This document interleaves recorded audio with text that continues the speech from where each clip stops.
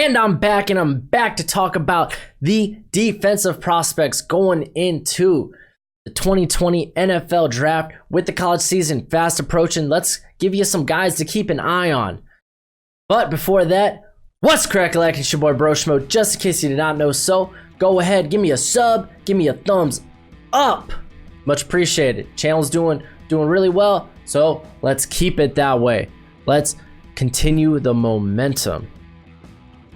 But let's go ahead, let's get into this, and I'm talking about the top linebackers first. Now, with linebacker being the most difficult position to project, I found it a hard job giving these guys proper draft grades. For instance, last draft, I gave Notre Dame's Trayvon Coney a 3rd round grade, and he went on to go undrafted because basically of his limitations as an athlete, his limitations in coverage. So with these rankings, I favored prospects better in the passing game, and that starts with Clemson's Isaiah Simmons, who plays safety for Clemson. He's got linebacker size with safety athleticism.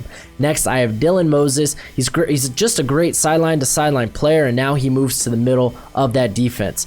Phillips is a bit of a project, bit of a projection on my part, but he is a great athlete who can get some day 2 hype. These next two guys are very similar because they are traditional linebackers. They are tackling machines, but they have managed to grade well in coverage. But I think that is in part because of the scheme they play in, because they are both athletically limited, much like Connie, who I discussed at the beginning of the video. Murray comes in at 6 because of his ranginess, but isn't much of a playmaker. Woodward is oozing with potential, just needs to add some muscle to that frame. Matter of fact, you can add Troy Dye to that. I talked about him in my underrated prospects video, so check that out. Lemme might wait till 2021 to come out, but he played very well for the Buffaloes. At 10, I got Errol Thompson from Mississippi State. Heck, you could throw in his teammate Willie Gay Jr. here too. Both looked really good last season, and if they have a big 2019, they could greatly improve that draft stock to day 2. And on to safeties, and I have Grant Delpit at number 1. And he's basically a top 10 prospect to me. He reminds me of Jamal Adams, who also came out of LSU.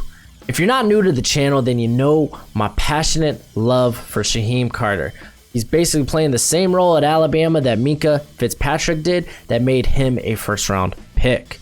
Texas's Brandon Jones starts my day 2 safety prospects, and he's a well-rounded and ironically safe safety prospect. Xavier McKinney will be moving to Deontay Thompson's role at Alabama, and that should only help his stock. Richard LeConte has been compared to Chicago's Eddie Jackson. I'm not ready to make that comparison, but I don't think it's too far off. At 6, I have former Navy transfer Alohi Gilman, who is great in the box, but I want to see him more in coverage. Dow should add a little size, but he has been great in the secondary for the Spartans.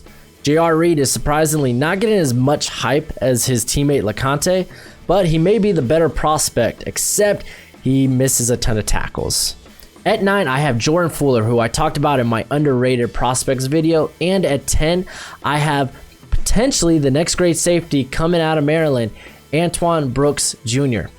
I didn't include Kenny Robinson out of West Virginia here because he is currently in the transfer portal, so this season kind of looks murky for him, but someone on the brink of getting into my top 10 is Ashton Davis out of Cal. He's a bit small, but is gifted with speed, and he just closes on throws. From safeties to corners, both Hall and Fulton could have been the first corners taken in the 2019 draft if they came out, and that's why I have them here at 1 and 2. And at 3 is Florida's CJ Henderson. He's a playmaker and a shutdown corner. He allowed no touchdown last season in the SEC. Trayvon Diggs only played 6 games last season and looked really bad against Arkansas before going down with that ankle injury in that game. He has day 2 talent, so this is as high as I'm willing to put him. Number 5, Jeffrey Okudah could get in the mix for first corner off the board if he can make plays on the ball and create turnovers. Johnson is a boom or bust prospect, the real definition of risk or reward. Hill has good height, but needs more size to be a man corner in the NFL. At 8, Jeffrey Gladney out of TCU has a slight frame, but he basically shuts down his side of the field. Next is Georgia Southern's own Kendall Vildor. He's been pretty good against lesser teams. Then when he goes against these elite competition, he steps up. He's like Voldemort to these guys. Against Clemson, he only allowed 2 receptions for 10 yards and an interception. And at 10 is Paulson Adebo coming out of Stanford. Adebo is really underappreciated and could quietly sneak into the first round. He's a well-rounded corner and will come up and run defense and rock you. And a couple of other guys I like is Clemson's AJ Terrell. He's versatile and I love versatility.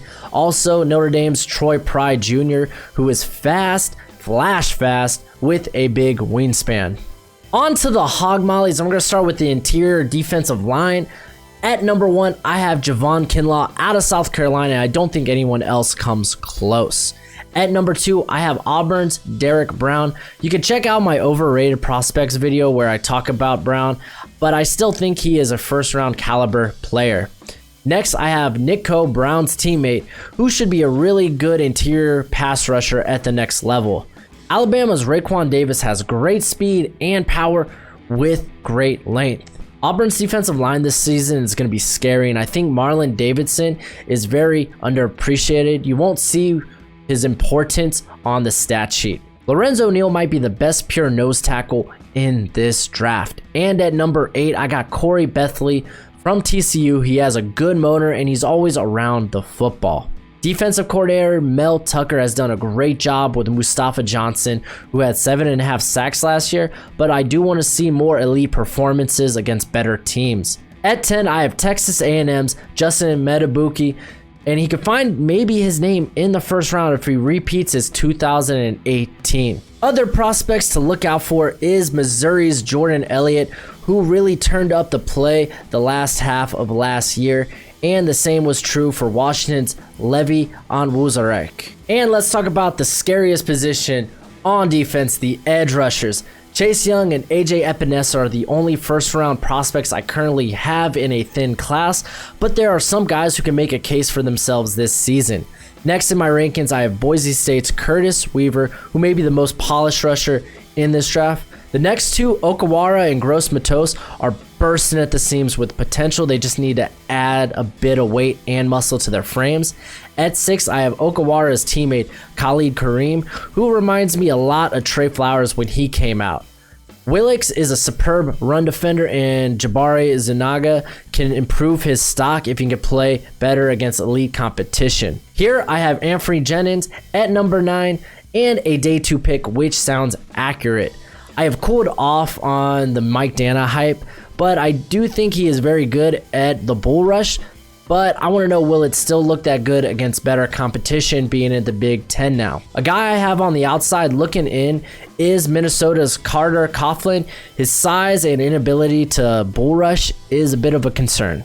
Anyway, that's it for my rankings. Let me know in the comments what you think. Any guys that I missed that you think should have been included? Let's go ahead, let's have this discussion. Just a few guys to keep your eyes on throughout the year. This is going to be a very fun year of college football. But till next time, you be easy, my friends. Later.